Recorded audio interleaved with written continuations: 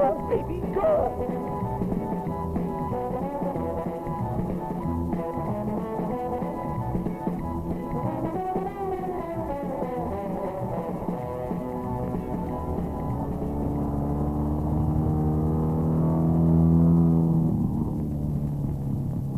1 minute, 27 seconds. Great ride, Jim.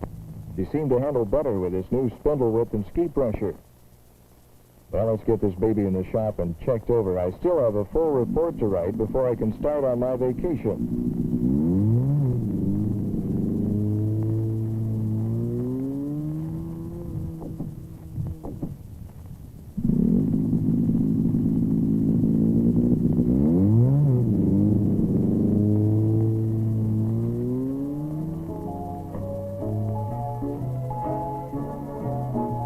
If I know my wife, Judy, she'll be ready and impatiently waiting by the time I finish.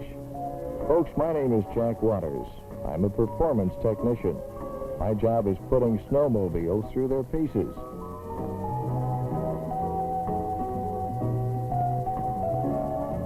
Checking out new features. Testing the dependability, durability, and operational efficiency of new modifications. I guess you could call me one of the lucky people, working with a sport I love and participate in actively, beside being married to a girl that loves snowmobiling as much as I do. Fact is, she takes an active interest in my work, keeps abreast of all the changes in the company's new models. She was impressed with next year's prototype and wished we could take it along. I told her it was supposed to be a secret, but our machines have the same engines and new modifications of this one. They just looked like last year's model. This was to be a working vacation, and I'd be putting our machines through some pretty rugged paces, so I made sure we were well prepared. My work takes me to all parts of the snow country, and our pick-up-and-go kind of travel made it a necessity to own a fast, dependable means of transportation. Judy insisted on a comfortable place to live no matter where we stopped along the way. So after a few weeks of shopping and comparing, we came up with one of the best. Judy really appreciated the adequate storage space, which she proved by packing everything but the kitchen sink. Sometimes she takes advantage of my involvement with snowmobiling, like buying complete new outfits for our vacation. Although I had to admit these double-knit jumpsuits were a perfect fit and were sure comfortable. The snowmobile suits were lightweight and warm, ideal for the kind of action I had planned. With all our mobile conveniences, it was simply a matter of last-minute packing, and we were off.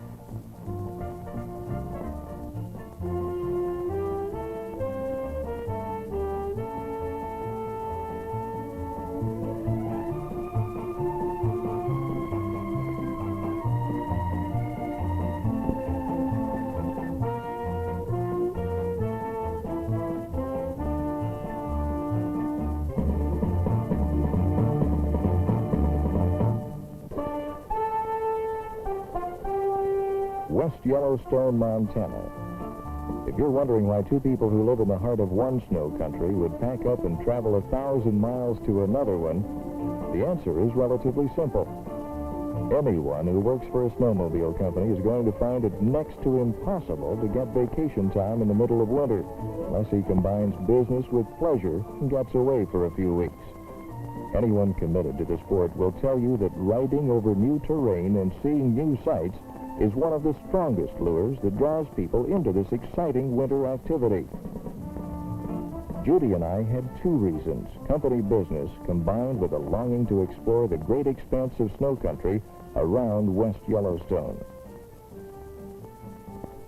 For our first stop, we selected an ideal location and were soon off for an afternoon of fun and pleasure.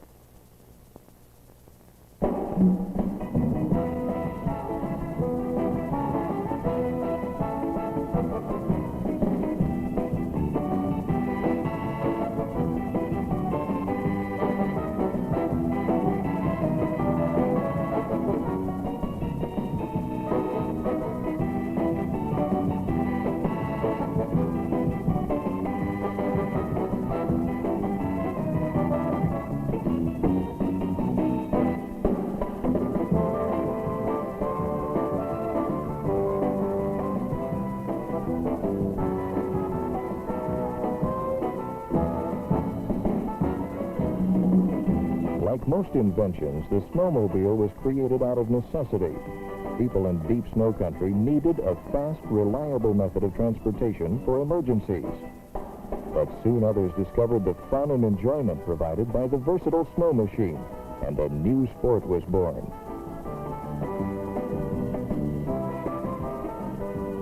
Mile after mile of white snow slipped beneath the skis while brisk winter winds whispered a wild song of solitude, and before long we were running across a high ridge, awed by a magnificent splendor of rugged wilderness, filled with appreciation of its untouched beauty. Snowmobiling by itself provides a great deal of enjoyment, but the wise enthusiast soon learns his fast mobile machine offers him an opportunity to share some of the many wonders of nature. This is elk country, and to spot one of these regal giants set against a winter backdrop is a sight not soon forgotten.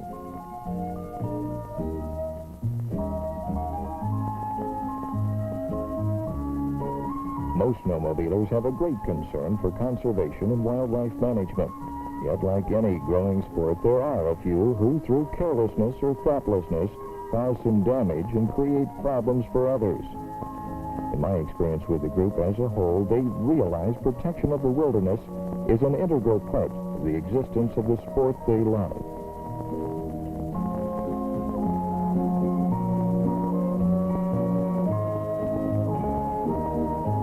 Snowmobiling takes active participation. The cold, crisp air, exhilarating feeling after riding over open country can make a person pretty tired after a full day. And that's when you appreciate the comfort of your motor home.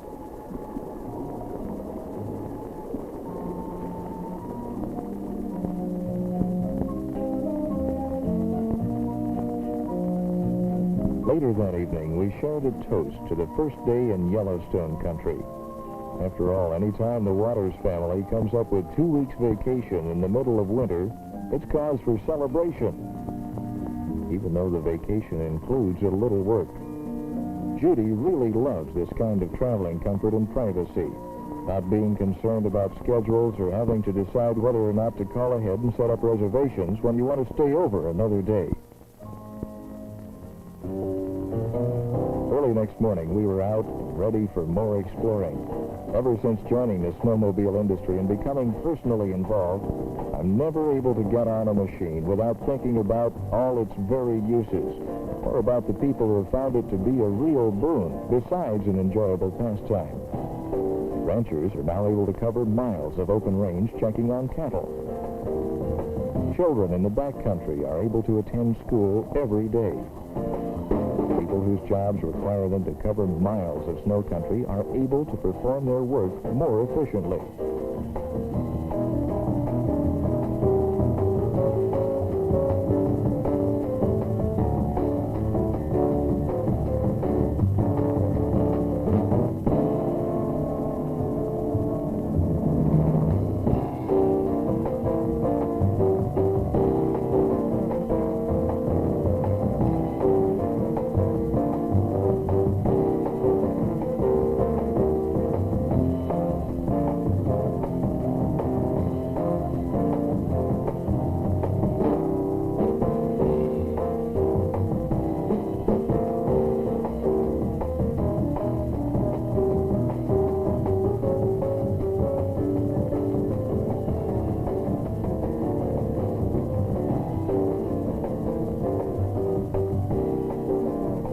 One such group are those that bear the responsibility for protecting our natural resources.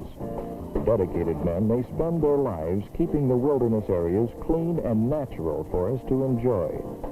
Always a ready source of knowledge and information, they are willing to give every assistance when requested.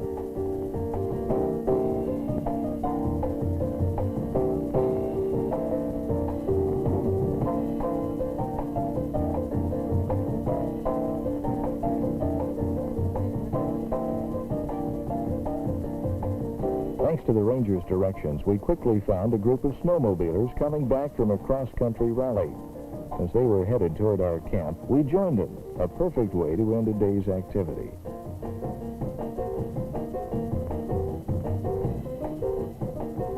As soon as we returned to the motor home, I told Judy I'd better start doing a little company work, or my boss might feel he'd gotten the short end on this work-vacation agreement. One of the reasons this area had been selected for testing the new modifications in our machines was the Western Snowmobile Association Championship races. While I had no particular assignment concerning the race, it was my job to make a report on the general performance of our racing machines. Many of our improved changes come from this kind of hard-paced testing. Some of the people involved in the race program had already arrived at race headquarters days in advance of the actual competition. Judy and I joined them in an evening cocktail as we discussed the details of the different events our company had entered. Conversation turned to past years and some of the thrilling moments our teams had provided in winning a number of first-place trophies. Predictions were flying every which way until finally it was my turn. I predicted we'd do as well, if not better, than last year. That brought the house down, since last year we'd just about swept the entire field.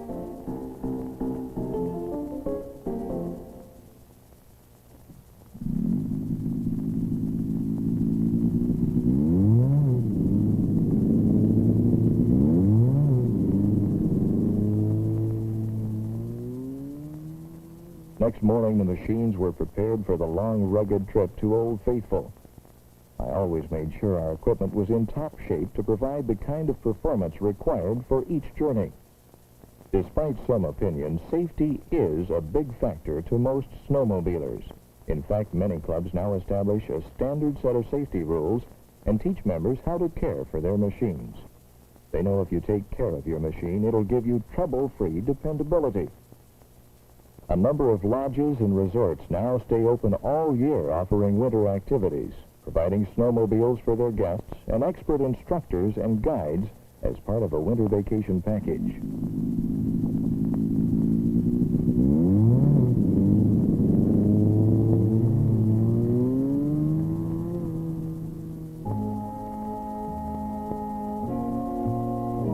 I was glad we had such an early start. It was a full day's trip to Old Faithful, and if I knew Judy, there'd be some sights along the way we'd have to stop to really appreciate. As majestic as the full-grown elk might be, nothing can match the winsome appeal of a baby elk just able to walk, timidly exploring the countryside under the watchful eye of its mother. Thousands of non-snowmobilers come every year to see such sights, and the lodges provide commercial snowmobile buses for nature trips into the park.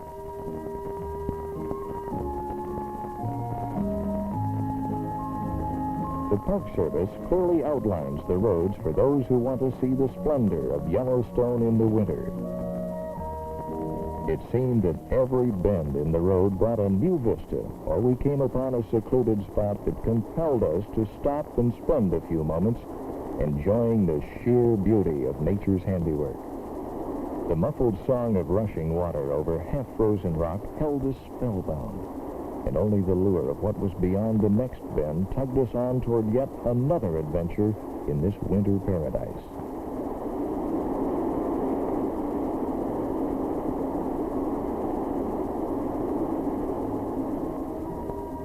One of the biggest surprises of the entire trip happened when we came upon a large herd of bison, buffalo to the people in this area. Both of us left our snowmobiles and approached the shaggy beasts for a closer look, which we later learned was not a recommended procedure. Even after all the interesting events on the trail into the park, we were unprepared for the rugged dominance of Old Faithful. There is little doubt that she reigns supreme over this northern wilderness. Later, as we headed back to the motor home, both of us were lost in our own thoughts.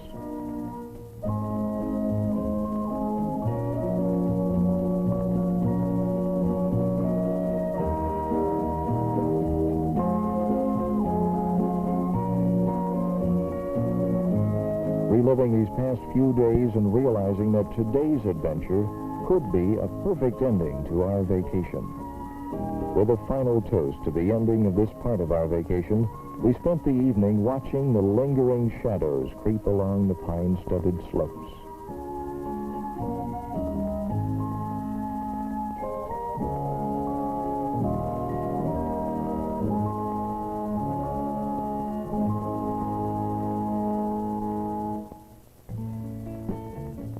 We were up with the sun, and I was a little surprised to find Judy in such a happy mood. I figured she'd be disappointed about the vacation part of our trip being over, and all that remained was work. When I mentioned it, she said if we couldn't be out snowmobiling, the next best thing was to be with snowmobilers and watch our machines in action. I should have known she'd feel that way, since, as I have mentioned, she was born and reared in a country where snowmobiling is a way of life.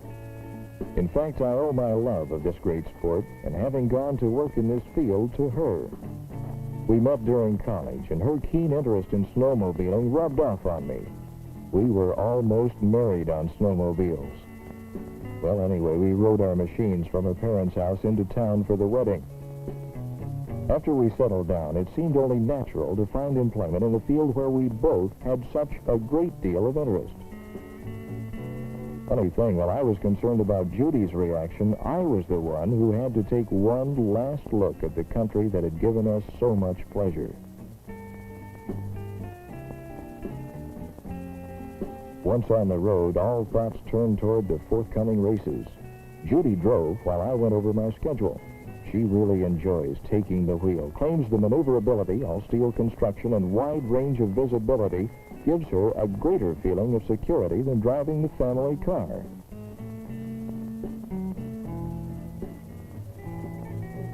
That evening, after arriving at the race area, we discussed the different evaluations I had made and planned to make during the races.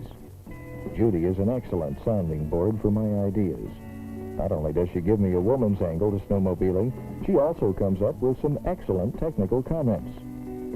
Like I've said, I am one of the lucky people.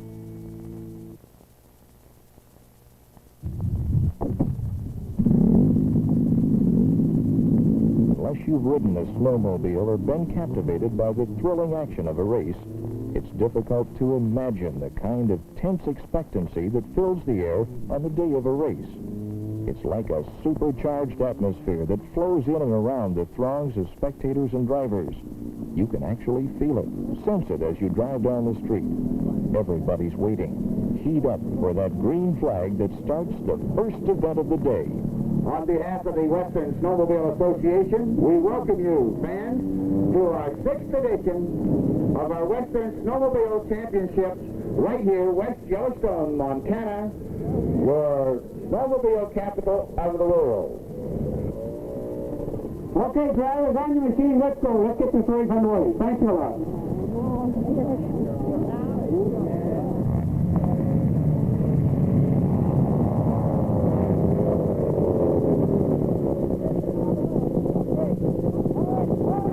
Let's go. Let's go. Come on, let's go. Come on, everybody. On the line, I won't line you up on how you are on the board. You just come out and pick a position. All I want you is side by side in a straight line. I may flag you in 1 second. From when you get there, I may flag you in 3 or 4 seconds. So the only thing I can tell you is watch me. Don't be gazing off in the distance or you're going to be all sitting there. 9 machines and they're off.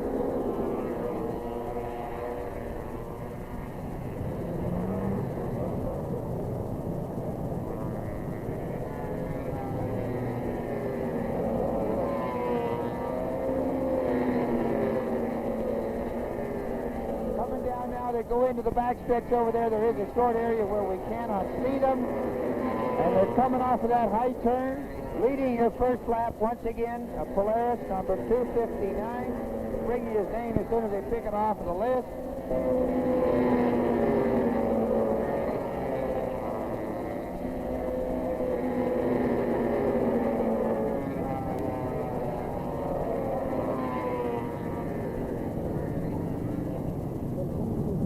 Judy and I were interested in all the events, and my company was entered in most of them. However, like most of the people here, we were waiting for the 800A main, the feature event of the entire program. This was the championship everybody wanted to win.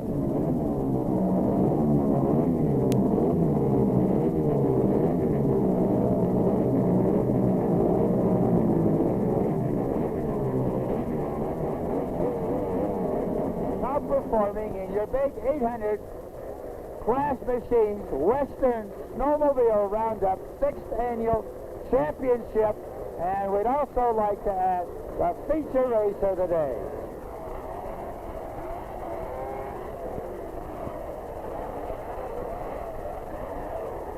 All right, the flag's up.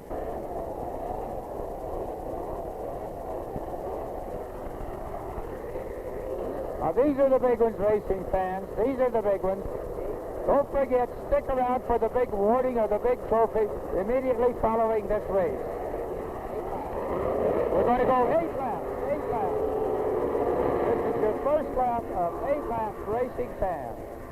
Your first lap of 8 laps. Mike Baker leading, DeSarmo running second, over in the back stretch, and DeSarmo picking up a little bit on Baker, racing fans. Now they'll be shooting. They actually shoot up onto that turn. We're coming around now. Mike Baker, DeSarmo second, Oberg running third.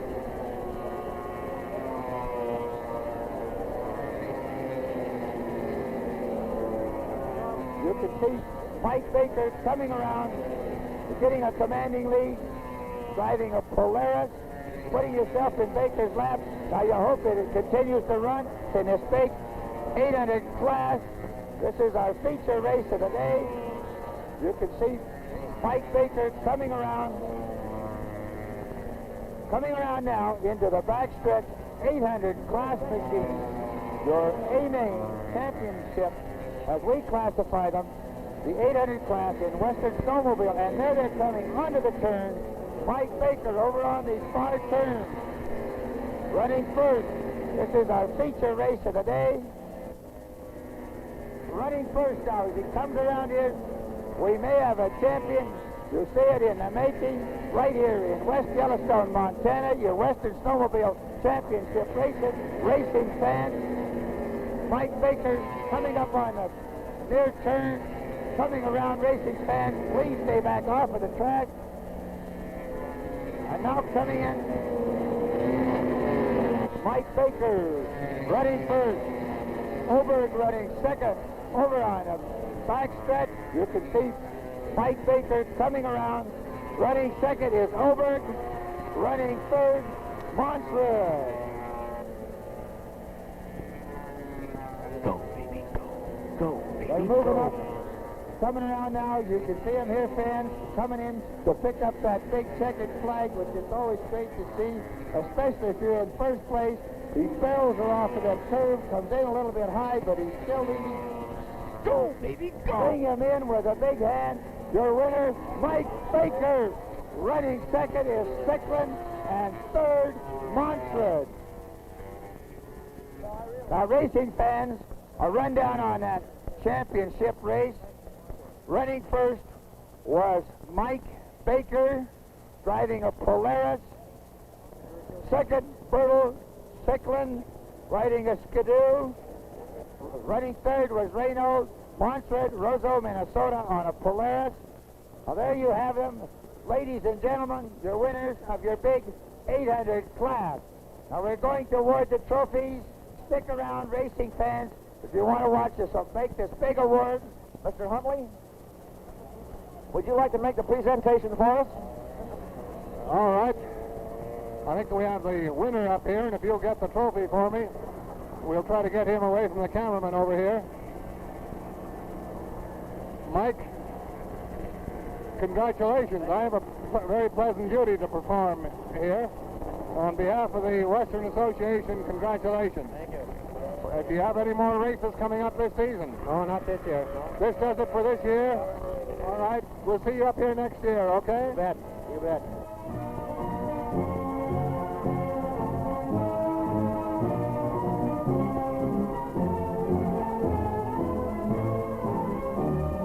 You bet we'll be back next year, and it'll be go, baby, go all over again.